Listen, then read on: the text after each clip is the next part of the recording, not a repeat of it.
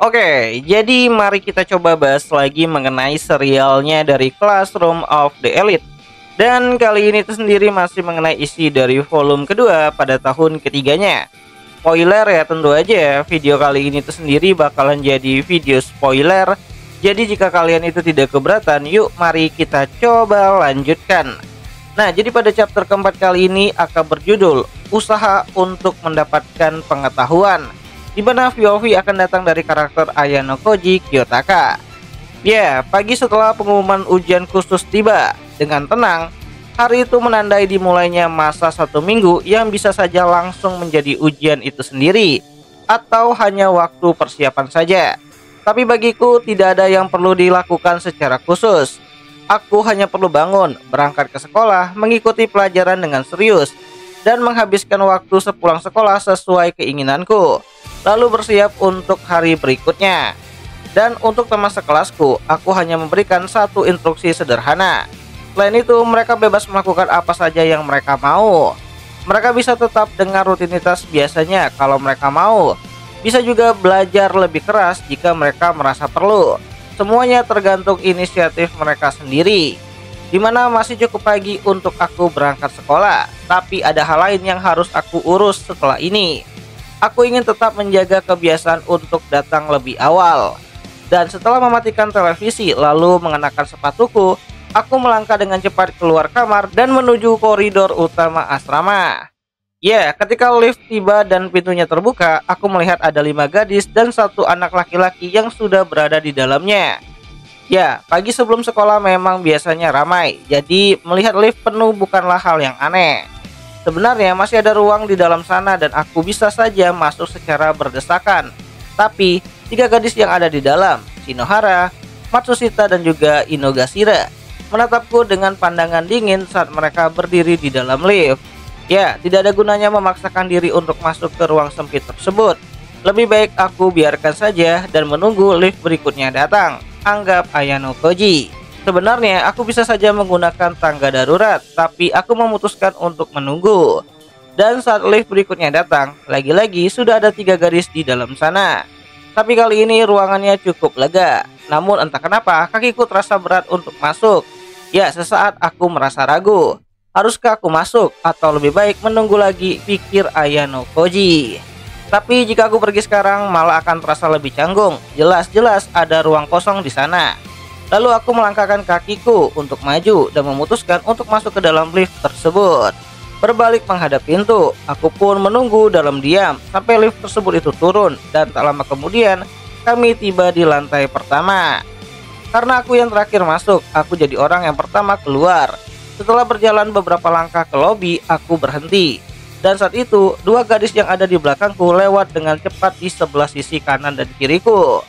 Selamat pagi, ucap Hiyori. Ya, sebuah suara lembut terdengar dari belakangku, diucapkan dengan sangat hati-hati agar tidak mengejutkanku. Dia adalah Hiyori, gadis yang tadi bersamaku di dalam lift. Dimana sejak aku pindah ke kelas C, aku beberapa kali melihatnya sekilas. Bahkan sempat berpapasan, tapi kami masih belum pernah benar-benar berbicara. Pagi, jawab Ayano Koji singkat. Apakah kamu baik-baik saja? Tanya Hiyori. Seperti biasanya, jawab Ayano Koji dengan singkat. Ya, hanya begitu saja, sebuah percakapan singkat. Dimana entah kenapa, aku tidak bisa meneruskan obrolan, dan itu membuatku sedikit tidak tenang. Kalau saja percakapan ini terjadi di perpustakaan, aku mungkin akan mulai dengan meminta maaf soal kepindahan kelas, lalu perlahan mengalihkan pembicaraan ke arah buku. Begitulah yang sebelumnya aku bayangkan. Tapi mungkin sebenarnya aku tidak pernah menyangka akan bertemu dengannya di tempat yang seperti ini. Tidak, itu hanya alasan yang aku buat-buat, pikir Ayano Koji. Di ruangan sekecil ini, dalam momen seperti ini, hanya berdua saja. Pertemuan seperti ini bukanlah hal yang mustahil. Bahkan bisa dibilang tak bisa terelakkan. Itu bisa saja terjadi kemarin atau sehari sebelumnya. Seharusnya aku sudah siap menghadapi situasi ini. Namun tetap saja aku tidak bisa menemukan kata-kata untuk diucapkan. Dimana hal seperti ini belum pernah terjadi padaku sebelumnya, pikir Ayano Koji. Ya, meskipun ada rasa canggung yang menggantung di antara kami, langkah kaki kami akhirnya seirama. Berjalan berdampingan menuju sekolah dalam keheningan. Perjalanan itu sangat singkat, hanya beberapa menit saja. Tapi aku pikir jika terus berjalan bersama, obrolan akan muncul dengan sendirinya. Setidaknya itu yang aku harapkan. Tapi seperti biasa, kenyataan jarang berjalan sesuai dengan rencana, termasuk dalam situasi seperti ini. Dan begitu kami melangkah keluar, dan saat aku sudah bersiap untuk memecah keheningan dengan sepatah dua kata, pandangan kami langsung tertuju pada 3 orang yang berdiri tidak jauh dari asrama. Mereka adalah Hashimoto, Morishita, dan juga Shiraishi. Dari cara mereka berdiri, jelas bahwa kedatangan mereka ada hubungannya denganku, di mana Hashimoto melangkah maju, seolah menjadi wakil dari kelompok tersebut. Yo, pagi, dan untukmu juga, Shina, selamat pagi, sapa Hashimoto dengan gaya santai khas dirinya. Ada beberapa hal terkait kelas yang ingin aku bicarakan sebelum kita sampai di sekolah, tambah Hashimoto kepada Ayano Koji. Ya, biasanya aku tidak akan mempermasalahkan kedatangan mendadak siswa dari kelas C. Tapi untuk saat ini, waktunya benar-benar tidak tepat, pikir Ayano Koji. Dan mungkin karena menyadari situasinya, atau sekedar ingin segera menjauh, Hiyori hanya memberi salam singkat pada ketiga orang tersebut. Lalu dengan tenang berpamitan, berjalan sendirian menyelusuri jalan menuju sekolah. Wah, aku ganggu ya, maaf, ucap Hashimoto. Ya, walau ia berpura-pura meminta maaf, jelas sekali ucapan itu sengaja dipilih dengan cermat. Cara halus untuk menyingkirkan orang luar yang bukan bagian dari kelas kami. Tidak apa-apa, balas Hiyori. Ya, kalau aku benar-benar ingin berbicara serius dengan Hiyori, aku tahu aku bisa menemuinya di perpustakaan, sesuai rencana awal. Dan itu selalu menjadi pilihan yang ada sejak lama. Namun tetap saja, aku terus menundanya. Tapi setelah hari ini, aku tidak bisa lagi menghindar. Saatnya menghadapi dan menyelesaikan semuanya, pikir Ayano Koji. Kamu benar-benar gak tahu kapan harus berhenti ya, Ayano Koji Kiyotaka. Sampai Hiyori Shina pun kau dekati sekarang ini, ucap Morishita. Bagaimana bisa kau sampai pada kesimpulan itu? Tanya Ayano Koji. Ya, siapa yang tahu apa yang sebenarnya terjadi kan? Balas Morishita. Lagi pula, emang gak ada salahnya kan dekat dengan beberapa gadis manis. Dan aku harus bilang, pilihanmu pada Shina itu luar biasa. Selera keindahanmu benar-benar bagus, sambung Hashimoto.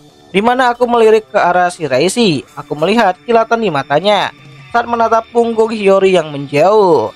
Mengingatkanku dengan percakapan yang sempat aku lakukan dengan Shimasaki dan juga Yoshida di beberapa hari yang lalu. Kini kembali teringat.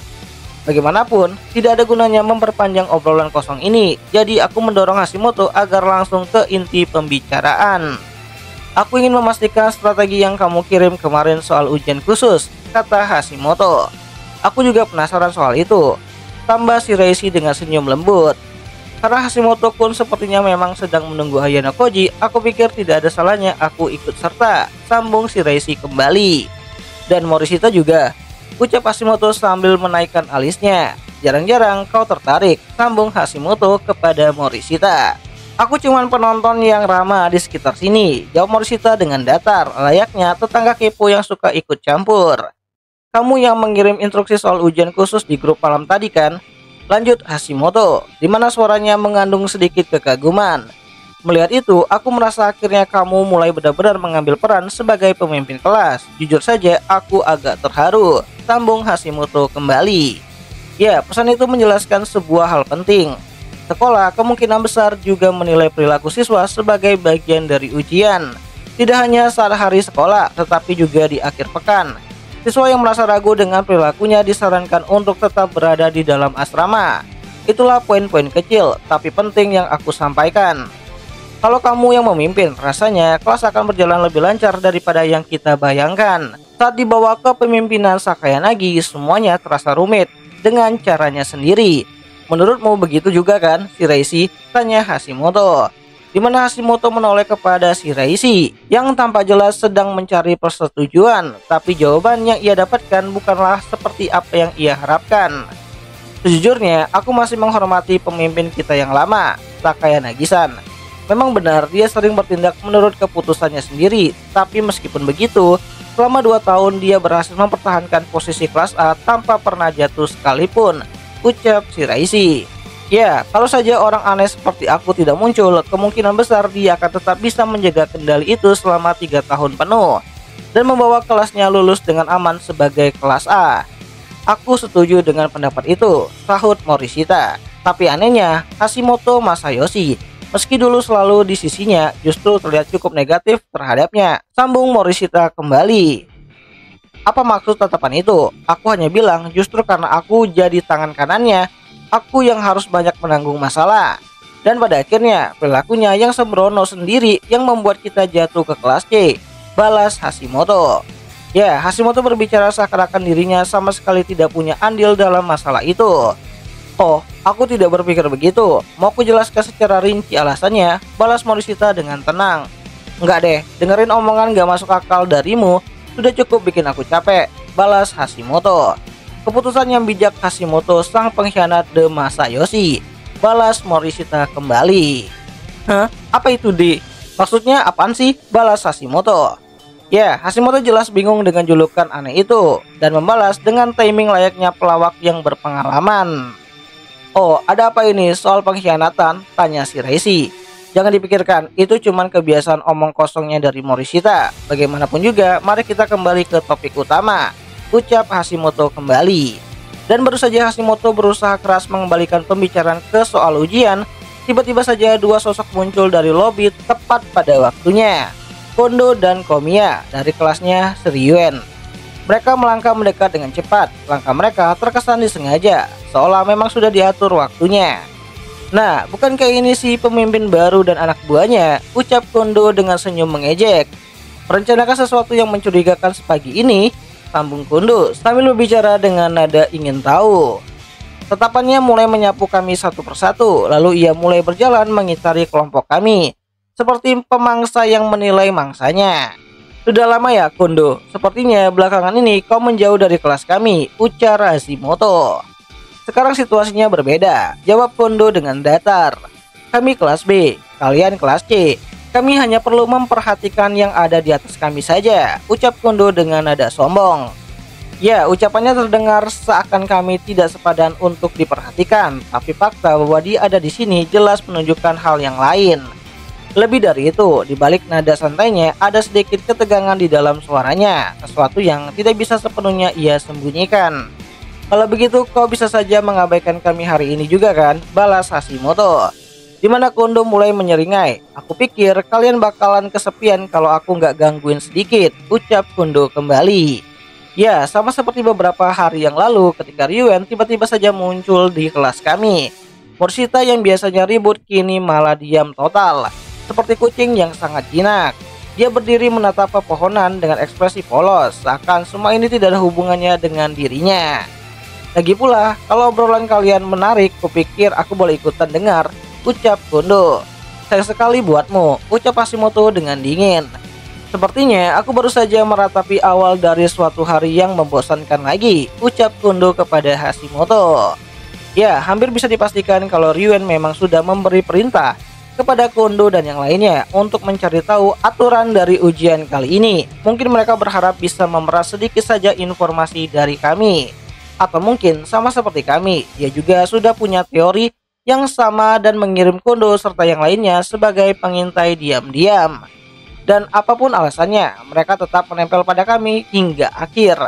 Dan tanpa berkata sepatah kata pun ataupun melakukan gerakan yang mencurigakan, mereka hanya memancarkan tekanan diam dan terus menatap kami. Sampai pada akhirnya kami tiba di kelas dan berpisah di jalan. So, jadi itu adalah pembukaan untuk chapter keempat ya pada isi di volume kedua pada tahun ketiganya Classroom of the Elite. Dan jika kalian suka dengan konten seperti ini, kalian bisa bantu aku dengan cara tulis di kolom komentar, Bang lanjut bang, nanti akan aku coba lanjutin ceritanya. Dan akhir kata itu ajalah dulu mengenai video singkat kali ini, dan jika ada yang salah aku minta maaf dan sampai jumpa di pembahasan anime yang lainnya. Jenny.